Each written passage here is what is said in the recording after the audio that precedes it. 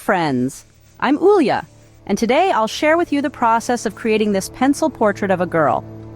Throughout this video, we'll go through all the stages of creating a realistic portrait together, from simple sketches to detailed elaboration of facial features and hair.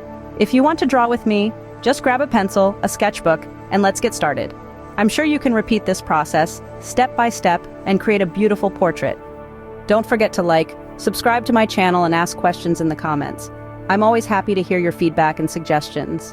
Also, a link to my course and other useful materials in the description under this video. So, let's get started. 1. Getting started, the basics of building a face.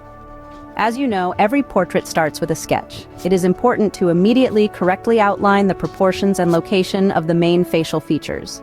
Let's start by dividing the face into several axes. This will help us maintain symmetry and proportions. At this stage, it is important to remember that the middle vertical axis is the line that divides the face into two symmetrical parts. It helps us place the eyes, nose, and mouth symmetrically to each other. The horizontal lines will help us place the eyes, eyebrows, nose, and lips correctly. I start with light lines because they will need to be erased later. Tip: do not press too hard on the pencil, make the lines light and barely noticeable. You only need them at the first stage to correctly place the facial features. When the main axes are ready, you can start sketching the eyes, nose, and lips. At this stage, I recommend using a soft pencil such as HB or 2B, which will allow you to easily correct the lines. 1. Outline the facial features. Now that we have outlined the main axes, it's time to detail the face. The main features of the face, such as the eyes, nose, and mouth, need to be placed in proportion. Eyes. Let's start with the eyes.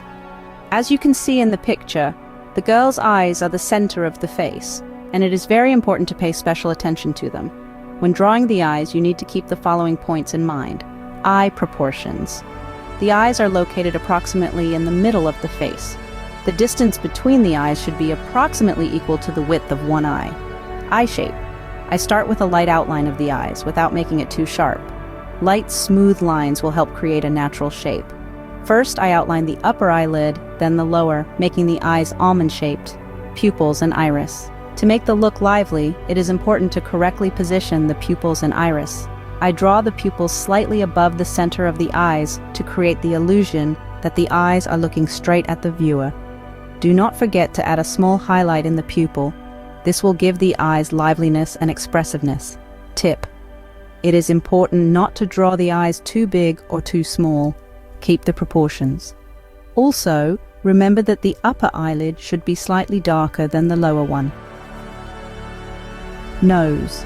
Now that the eyes are ready, let's move on to the nose. The nose is the central part of the face, and its correct drawing plays an important role in creating a harmonious portrait. Nose position. The nose is located approximately in the middle between the eyes and the chin. I start with a light contour, outlining the shape of the nostrils, shadows and light and shadow. To give the nose volume, it is important to correctly position the shadows. I add shadows on the sides of the nose to make it look more voluminous and natural. It is also important to leave a light area on the bridge of the nose. This is the place where most of the light hits. Tip: do not draw the nostrils too sharply. They should be smooth and not too noticeable so as not to distract attention from the rest of the facial features. Lips. Lips are one of the most difficult parts of the face to draw, as they include a lot of detail and texture. But fear not, I will take you through this process step by step. Lip outline. Let's start with the outline. The upper lip is usually a little thinner than the lower lip, so I pay more attention to the lower lip, making it slightly more voluminous. Volume and shadows. To make the lips look voluminous, you need to add shadows. I start with light shading, then strengthen the shadows in the places where the lips are in shadow. These are the corners of the mouth and the area under the lower lip. Lip details. I add small vertical lines on the lips to convey their texture. It's important not to overdo the details so that the lips do not look too heavy. 1. Detailing the facial features and shadows. Once the main contours of the face are ready, you can proceed to more detailed elaboration of the facial features and adding shadows. This is a very important step that will give the portrait volume and realism. Eyebrows. Eyebrows play an important role in expressing emotions. To draw the eyebrows naturally, I use short, light strokes, gradually darkening them. It is important not to make the eyebrows too bright or sharply outlined. They should be smooth and natural. Eyebrow shape. I start with a light sketch, marking the main points where the eyebrows will rise and fall. Texture. Light pencil strokes help convey the texture of the hairs. I make them of different lengths so that the eyebrows look more natural. Eyes now, let's go back to the eyes and add more details. Pupils and iris. I add shadows on the iris to give the eyes depth. To create the effect of a lively look, I use soft strokes and leave small light areas on the iris where the light reflects. Eyelids. The upper eyelid should be a little darker to emphasize the volume of the eye. I also add shadows under the lower eyelids to give the eyes volume. Eyelashes. I draw the eyelashes with light, short strokes, trying not to make them look too sharp. The eyelashes should be natural and slightly curved. Tip: do not make the eyelashes too long or thick, especially on the lower eyelid. Otherwise, they will distract attention from the rest of the facial features. Nose. Now it's time to detail the nose. Shadows and light. To make the nose look voluminous, I add shadows on the sides and under the nostrils. These shadows create the illusion of depth and volume. It is also important to leave a light area on the bridge of the nose. This adds realism. Nostrils. The nostrils should be soft and smooth. I add shadows around them to make the nose more natural. Lips. We return to the lips and add additional details. Lip volume. To give the lips volume, I add shadows to the lower lip, leaving a small light area in the center. This makes the lips bulge. Details. I add small vertical lines on the lips to convey their texture. These lines should not be too clear, so that the lips do not look rubber. Tip: use an eraser to lighten the areas of the lips where more light hits. This will give them volume and naturalness. 1. Drawing hair. When the face is ready, you can start drawing the hair. At this stage, it is important to pay attention to the texture and volume of the hair. Basic hairlines. I start with the basic lines that set the direction of the strands. These lines should be smooth and light.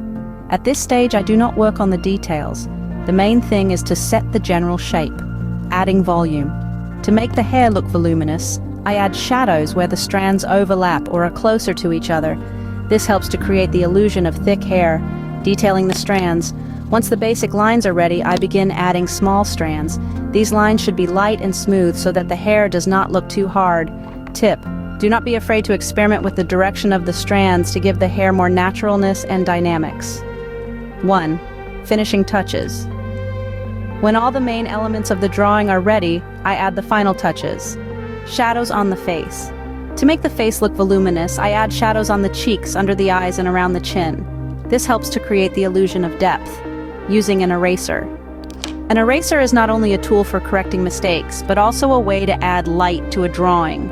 I use it to brighten the areas of the face where there is the most light, on the forehead, nose, and cheeks. Additional details. At this stage, I add small details, such as freckles, to give the face a unique look. The portrait is ready. That's it, friends. We went through the entire process of creating a pencil portrait of a girl together, starting with simple sketches and ending with detailed elaboration of facial features and hair. I hope you enjoyed the process and learned something new. Each drawing is a step forward, and don't be afraid to experiment with different techniques. If you have questions or suggestions, be sure to leave them in the comments. Thanks for watching. Don't forget to like and subscribe to my channel so you don't miss new videos. And if you want to deepen your skills, follow the link to my course in the description. Enjoy drawing and see you in the next videos.